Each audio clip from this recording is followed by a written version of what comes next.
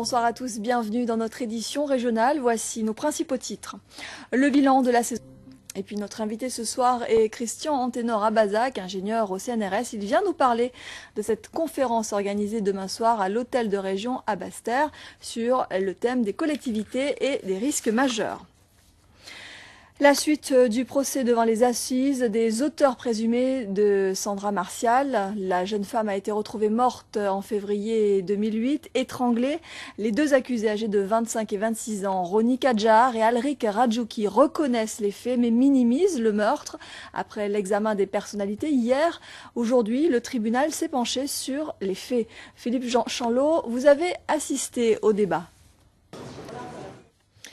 Les dernières élections syndicales provoquent des turbulences à la direction d'Air France, nécessaires donc à cette représentativité. La lecture est tout autre pour le syndicat qui se base sur les résultats locaux des représentants du personnel.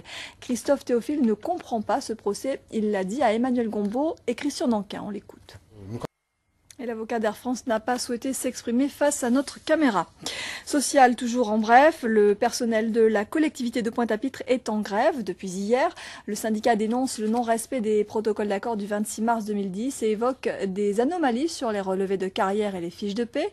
Ils ont été reçus hier après-midi à Cap Excellence où s'est tenue une négociation et ce matin, ils ont rencontré de nouveau le maire pour régulariser au cas par cas les situations des agents. Autre grève dans le BTP, le personnel affilié à FO de l'entreprise STP-CSV à Vieux Habitants a cessé le travail depuis hier, également pour demander le paiement des arriérés de salaire, également le paiement des congés payés 2009-2010, ainsi que l'application de la convention collective du BTP, une entreprise en difficulté visiblement qui pourrait être liquidée. Le personnel est d'ailleurs convoqué devant l'administrateur le 20 mai prochain. Suite aujourd'hui de notre dossier sur les carburants dans les îles du Nord. À Saint-Martin comme à Saint-Barthélemy, le schéma est totalement différent de celui de la Guadeloupe. Les prix sont libres, la fiscalité est spécifique. Et sur l'île franco-néerlandaise de Saint-Martin, il vaut mieux ne pas se fier aux tarifs indiqués et se contenter de payer en dollars. Le reportage d'Eric Stimpfling. À Saint-Martin, les prix des carburants s'affichent en gros. Dans cette station-service, la flambée des prix du carburant impacte justement fortement la rentabilité des entreprises. Pour la filière pêche, par exemple, cela représente un obstacle de plus à franchir. Les marins-pêcheurs guadeloupéens tentent de pérenniser leur activité, mais le secteur semble exposé à certaines carences en matière d'organisation. La coopérative Comapega fait de son mieux et propose 7 sites d'approvisionnement en matériel, en glace et en carburant. C'est notre dossier économique du mardi. Il est signé Bergette de Saint-Jacob et Bruno Panciovillon. Le travail de communication du comité du tourisme des îles de Guadeloupe semble porter ses fruits. Le bilan de la saison touristique est plutôt encourageant. Le comité avait engagé une vaste campagne dans les différents médias pour donner plus de visibilité à la destination et ça fonctionne plutôt bien. En janvier et février dernier, les chiffres de fréquentation affichent une belle remontée, mais la bataille n'est pas encore gagnée. Il faut reconquérir le tourisme de croisière et la Guadeloupe vient de décrocher un partenariat de taille pour 2012 avec la Royal Caribbean Cruise Line. Les précisions de Patrice Gonfier et de Rémi de France. Nous sommes en période de déclaration des revenus. L'impôt n'est pas toujours bien perçu, ni compris des citoyens. La municipalité des Abîmes veut changer la donne et tente de convaincre les propriétaires de se régulariser en déclarant leur construction. Une campagne est lancée pour sensibiliser la population car aujourd'hui, il n'y a pas de raison que ce soit toujours les mêmes qui payent. La municipalité tient à rappeler que la place qu'occupe l'impôt dans la vie... qu'occupe l'impôt dans la vie communale, une partie qui est donc loin d'être gagnée. Ce matin, le centre de ressources accueillait les premières rencontres fiscales. Voyez le reportage de Bruno Panciovillon et Adrien Acco. On évoque maintenant les risques majeurs. C'est le thème retenu par l'Association des cadres territoriaux de la Guadeloupe qui organise sa 3e conférence demain soir. Les collectivités territoriales face aux risques majeurs, nous en parlons avec notre invité Christian Antenor Abazac. Bonsoir. Merci d'être avec nous. Vous êtes ingénieur au CNRS, également directeur adjoint de l'Observatoire volcanologique. Alors, ces rencontres qui auront lieu demain soir donc à l'hôtel de région à Basse-Terre, l'objectif c'est d'informer, de réagir. Vous faites partie des intervenants, mais vous ne serez pas le seul. Voilà. Votre spécialité, vous, c'est le risque volcanique, également sismique. Volcan, séisme, qui sont et les autres tsunami invités un à petit vos peu, côtés. oui, bien sûr. Et vous avez aussi également passé, et ce qui concerne évidemment les cadres territoriaux. Alors justement, on élabore des plans, on en parle beaucoup pour mieux se préparer, mais l'info est-elle suffisamment bien relayée selon vous?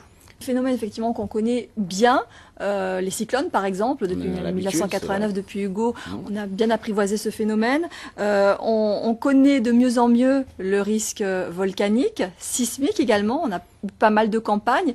Et là, il y a également le risque tsunami qui s'invite aujourd'hui, qui préoccupe beaucoup la population. Ça aussi, ça va être abordé demain soir. Alors, constamment rappeler les phénomènes, et c'est vrai que...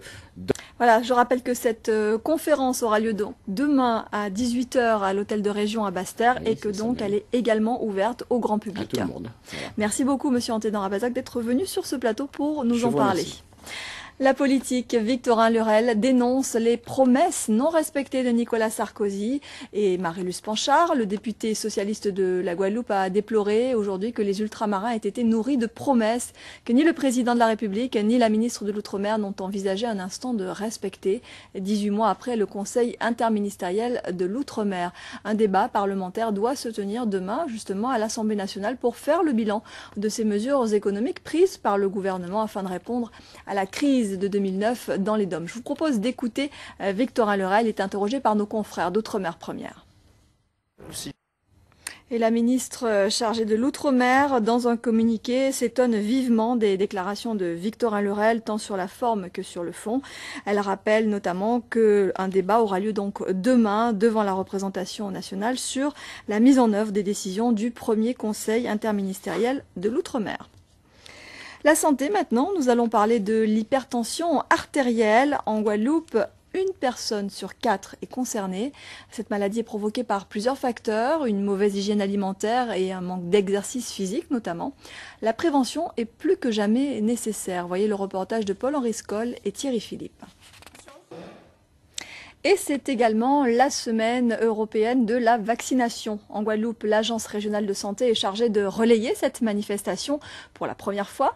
Même si le taux de couverture est satisfaisant, récemment 2 cas de rougeole ont été recensés chez nous. L'ARS rappelle donc la nécessité de se faire vacciner et de faire les rappels. On écoute le docteur Florette Bradamantis, chef du pôle santé publique à l'ARS. Elle était l'invitée du journal de 13 h. On l'écoute.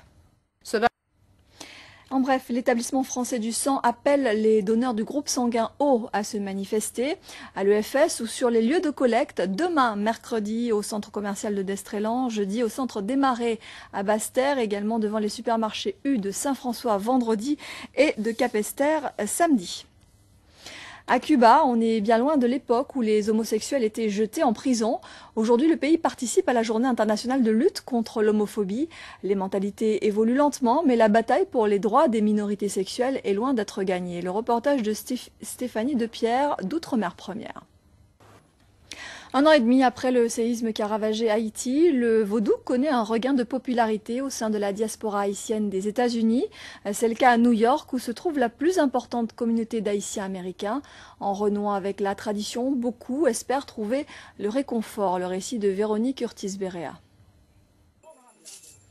Voilà, c'est la fin de cette édition. Merci à vous de nous avoir suivis. Juste après la météo, 20 h 10, votre série Burn Notice, 2 épisodes. Et puis à 21 h 45, le magazine Archipel. Demain à 13 h, vous retrouverez Sophie Vingada-Salon. Nous on se donne rendez-vous à 19 h 30. Passez une très belle soirée sur Guadeloupe Première.